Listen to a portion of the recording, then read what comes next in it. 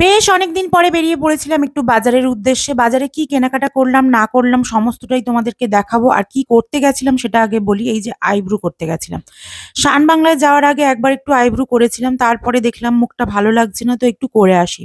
তো যাই হোক, এই দিদিভাইয়ের দোকানে চলে এসেছিলাম। এসে একটু আইব্রু করে নিলাম, নিয়ে তোমাদেরকে দেখিয়ে নিলাম। আর হ্যাঁ, আমি কিন্তু বেশি সাজুগুজু করি না বা ফেসিয়াল বা এটা সেটা কিছুই করি না। তো এই দিদিভাইয়ের দোকানে শুধুমাত্র আইব্রু করতে গেছিলাম। তারপরে তোমাদেরকে কালকে ভিডিওতে দেখিয়েছিলাম আমি কিছু আমার দরকারি জিনিসপত্র কিনেছি, যেমনটা আমার ঘরে লাগবে। যেমন কাপ, প্লেট বা ঝাঁটা এইসব। তো এর মধ্যে আমি চুজ করতে পারছিলাম না কোন কালারটা নেব। তুতে কালার ছিল, সাদা কালার ছিল।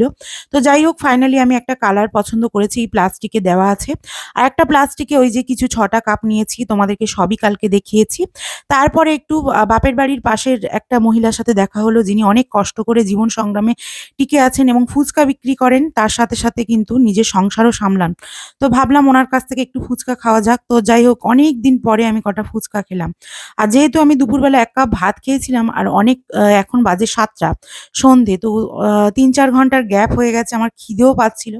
তো খাই না যথারীতি ফুচকা এই বছরখানেক হয়ে যাচ্ছে। তো আজকেরে আবার আ ওই কাকিমাকে দেখে আমার খুব ইচ্ছা হলো সেই পুরনো স্বাদটা নিতে। তো যাই হোক, ফুচকাটা খেয়েই নিলাম। নিয়ে আমি একটুখানি স্মার্ট পয়েন্টে গেলাম। ওখানে আমি একটা দরকারি জিনিস খুঁজছিলাম। মানে দরকার মানে সেই জিনিসটারই আমার দরকার ছিল। তো এইসবগুলো দেখছিলাম। দেখে আমার যেটা পছন্দ ছিল, মানে যেটা দরকার ছিল সেটা আমি পেলাম না। তারপরে আমি বেরিয়ে এসেছিলাম।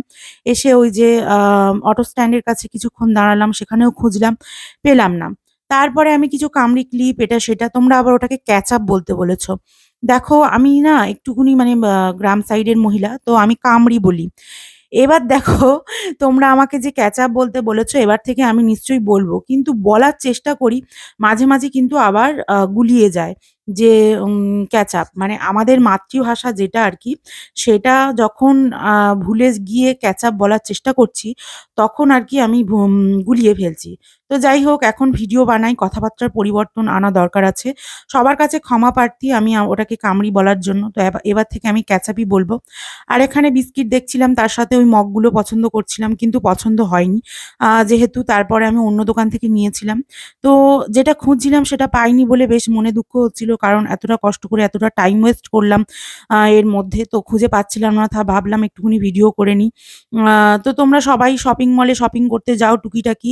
আমার কিন্তু বাড়ি থেকে বেরোনো মানা। মানে আমার যত সমস্ত জিনিসপত্র দরকার সমস্ত কিন্তু বাড়ির পুরুষরাই এনে দেয় এবং আমার যা কিছু দরকার। কিন্তু আইব্রু তো আর ওরা করে দিতে পারবে না। তো ওই উদ্দেশ্যে আরকি বেরিয়েছিলাম। কিন্তু যে এই যে মাখানে দেখছিলাম, এখানে মাখানেগুলো খুব ভালো। জানো তো, আমি ভাবছিলাম ডায়েটে ব্যবহার করব। এই মাখানেগুলো আমার দারুণ লাগছিল। তো তারপরে বলি, তো তারপরে আমি ভাবলাম যে না, আমি আমার সেই পুরোনো দিনে একটু ফিরে যাই। বেরোতে বারণ করেছে বা করতে বারণ করেছে এমনটা নয়। তো আমি একটু ভাবলাম যাই। তো গিয়ে টুকিটাকি শাশুড়ি মাকে ফোন করে এসবগুলো কিনলাম। কিনে নিয়ে বাড়ি চলে এসে তোমাদেরকে অলরেডি ভিডিও করে দেখিয়ে দিয়েছি। আজকের ভিডিওটা কেমন লাগলো জানিও। টাটা।